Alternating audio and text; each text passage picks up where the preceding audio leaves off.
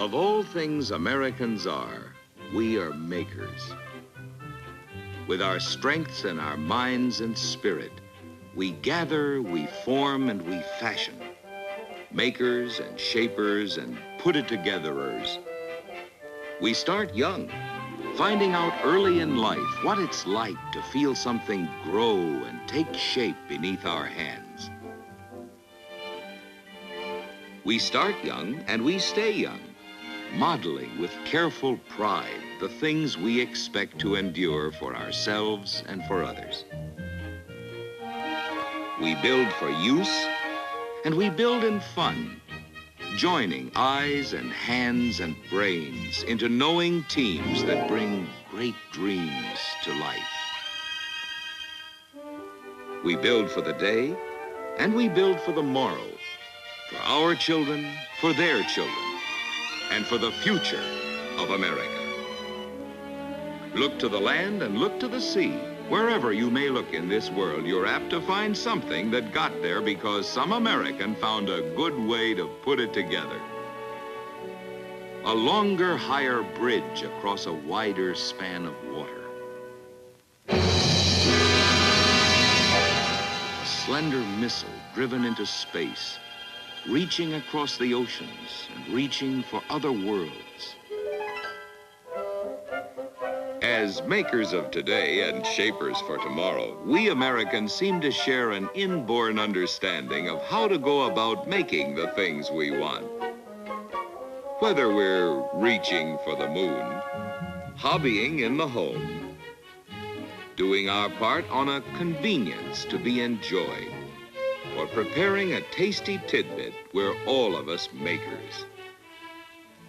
All of our different ways of making to the differing tastes of others are not all so very different after all. We make by moving materials, getting what we need in the right place to work with it.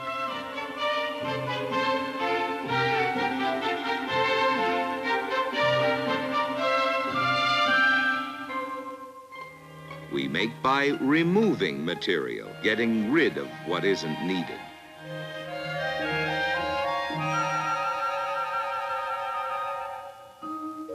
We make by shaping, just so.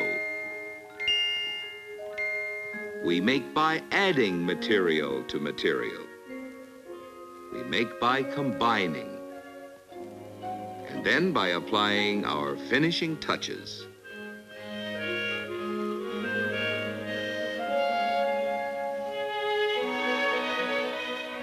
And by testing and testing again to make sure what is finished meets with our own approval and earns the customer's liking for what is done.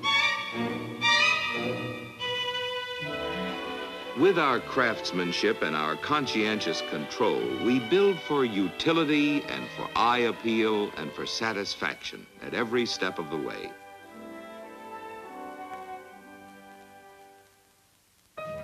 That's the way we make things. Make them right and make them to the user's satisfaction.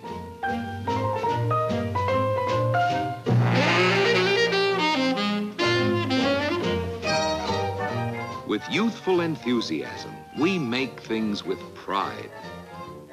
And into whatever we make, we try to model a satisfying usefulness and some measure of beauty. Oncoming, attractive, useful products, well made.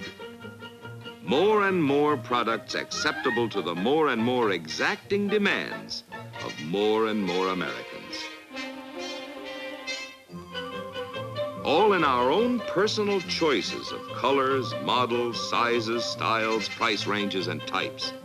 Better made, more dependable, more nearly trouble-free than products made in any such quantities anywhere else in the world. All a part of the beauty produced so bountifully for you and for me by our American makers.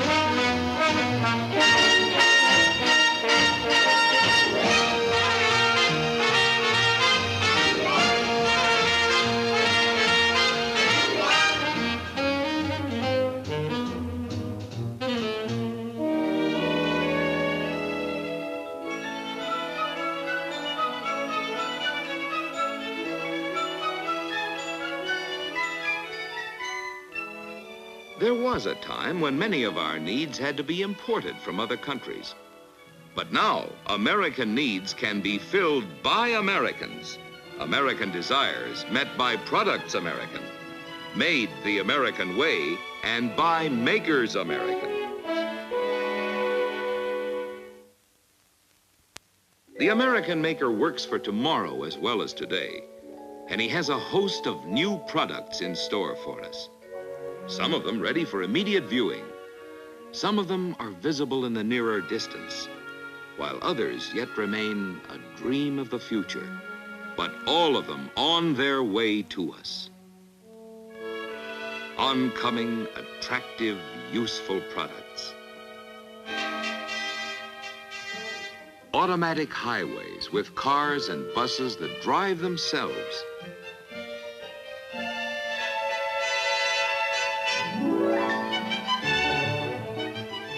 Compact new cars.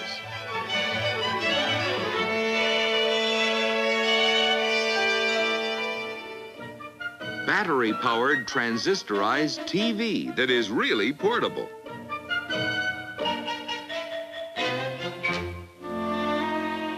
Panel TV to hang on the wall like a picture. All these and more and more.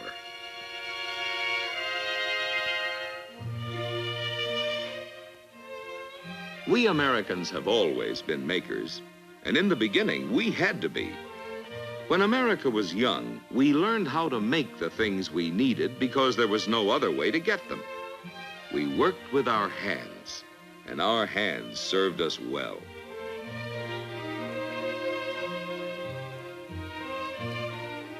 At the blacksmith's forge and the potter's wheel, we learned honest craftsmanship. At the spinning wheel and the loom, we studied patience. And the greatest patience most of us learned was the patience to see to it that what we were making was good.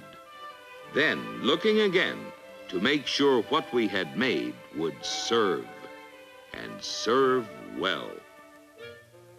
In early America, men with the skills to do the things that needed doing were few in number.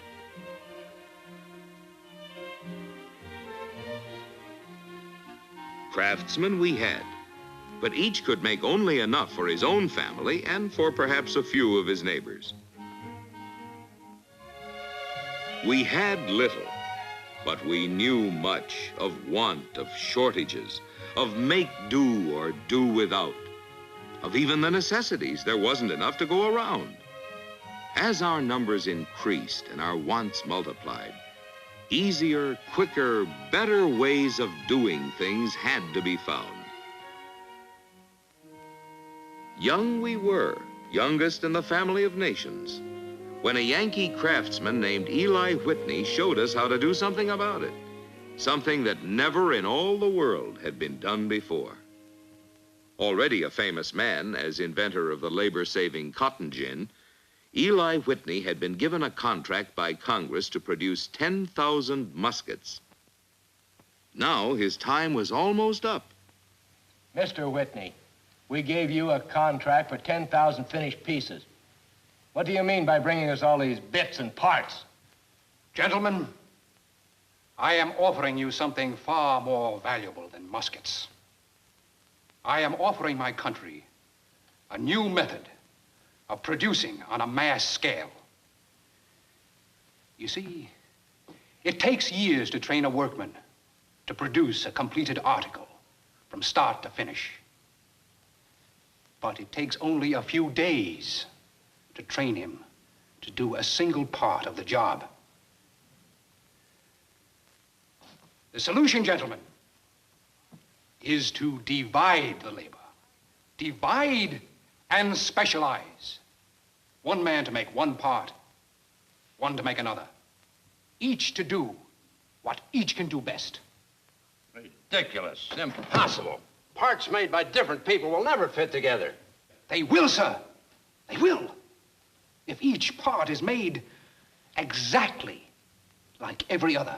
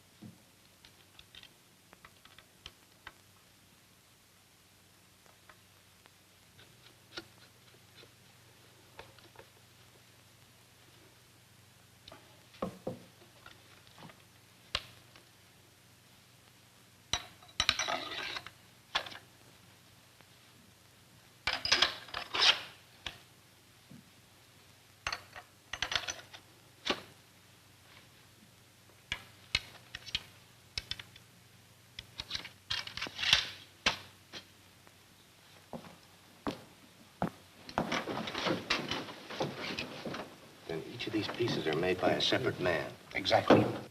Eli Whitney didn't have a word for it, but we call it interchangeability. Interchangeability of parts. A Yankee craftsman had laid down the basic principle of modern mass production. Divide and specialize. One man to make one part, one to make another. Each to do what each can do best. A new method of dividing the labor to let the American maker work more quickly and efficiently, meet the ever-increasing demand for more goods, producing on a scale the world never before had known. The seed of mass production had been planted. But even so, we still had far to go before we could begin to reap the harvest.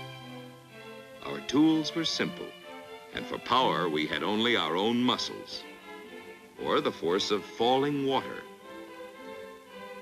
and maybe a turn from the wind.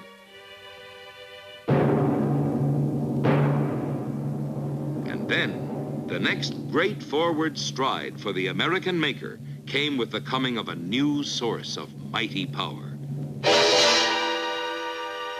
Unlimited new power to multiply thousands of times the productive energy of every man and create a revolution in the tools to be used. Tools to extend the power and fineness of his hands.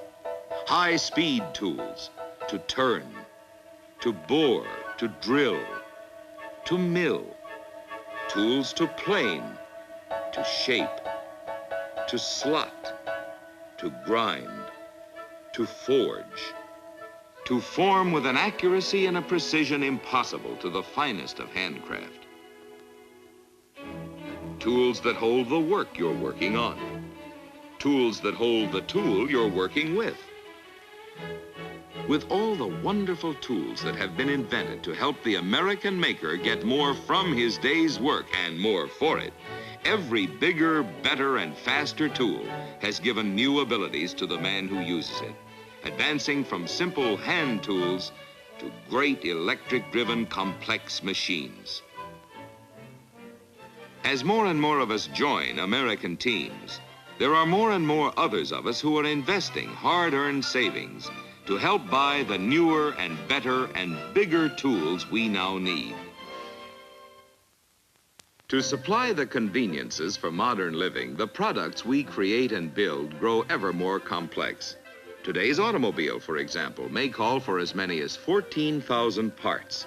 And each part must be as precise as thousands of pairs of hands and eyes and thousands of human brains can make it, if the final product is to be just about trouble-free. No one plant or single factory can make all the many kinds of parts. It takes thousands of separate suppliers. And in every supplier plant, each man and woman must work with a feeling of responsibility toward the eventual owner of what it is he's helping to make.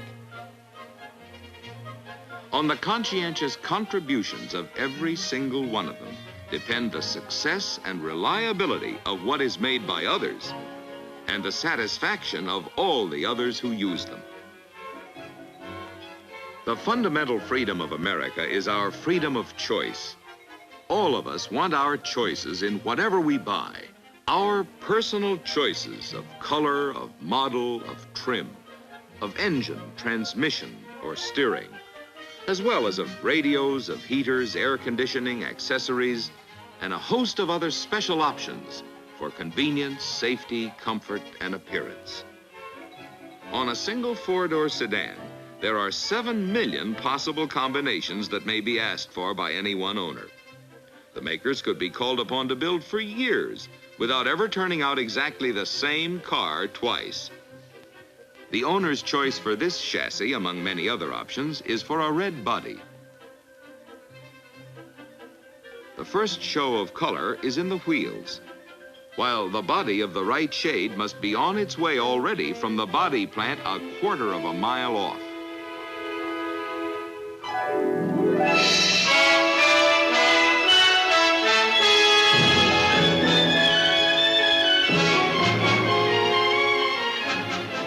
All the many parts, accessories, and special equipment must meet at their rendezvous. The call is for individual choices, for custom service on a mass production basis. And the response must be a fine accomplishment of meeting individual needs and personal tastes in terms of millions of individuals. Modern assembly is timing and teamwork as well as organization. And every year, to make way for changed models, everything may have to be retimed, reteamed, and reorganized with new tools, new assembly line fixtures, and new working procedures. And just as all the parts that must fit together must be there at the right time from thousands of plants all over the country, so from all over the country and all over the world come the people who put them together for other people in thousands of different places. Giant teams of working people all fitting together. Tens of thousands of people, all different in ability, in degree of interest, in each day's varying enthusiasm for the job, differing in understanding and in their pride of workmanship, different in age, in skill, in length of experience, and in the way you feel from day to day, presenting human problems which are challenges to quality control. The best of us may occasionally make a mistake. The best of tools may call for adjustment. So in the all-American game of making things for ourselves and others, there must be catchers as well as pitchers. The inspector's job is to catch any slip and eliminate it from the finished product. The performance you get out of whatever you buy, the long time you can use and enjoy it, the pride you can take in it, depend not only on the engineers who design it and the men who make it, but also on the painstaking, conscientious vigilance of the quality control inspector who checks and double checks all along the way.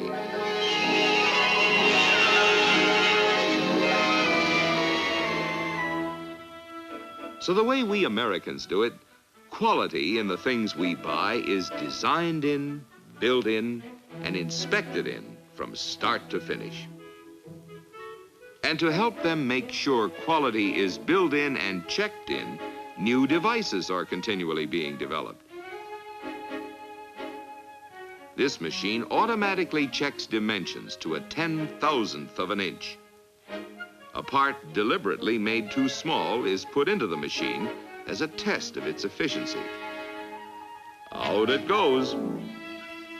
When products were simpler years ago, inspectors were few and far between.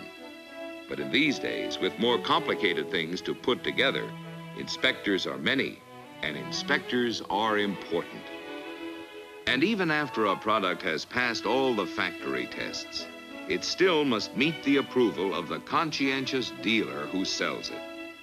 For in his turn, the reliable dealer places his own pledge of quality on everything he sells. He knows that the user finally depends on the dealer's own fidelity. The man who sells any final product shares with its maker the credit and shares with its maker the responsibility for its performance and for the owner's satisfaction. In the quality relay, the dealer is the final qualifier.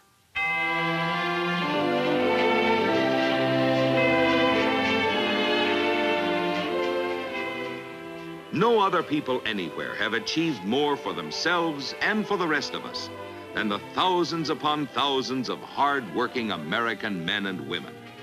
The millions who pool their skills and talents to produce the things we need and want.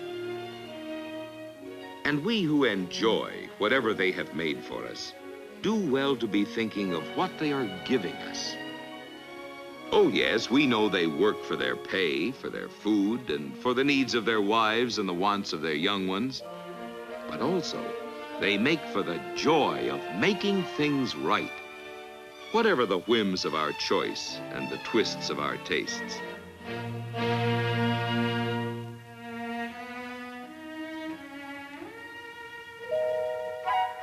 So, as we ease into our necessities,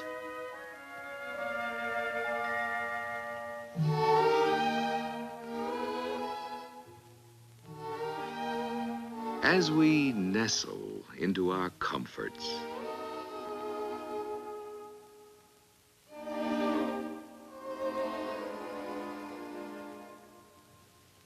as we relish our conveniences, it is well for us to remember that all these have come from the roots of the maker's mind, or the fruits of the maker's labors.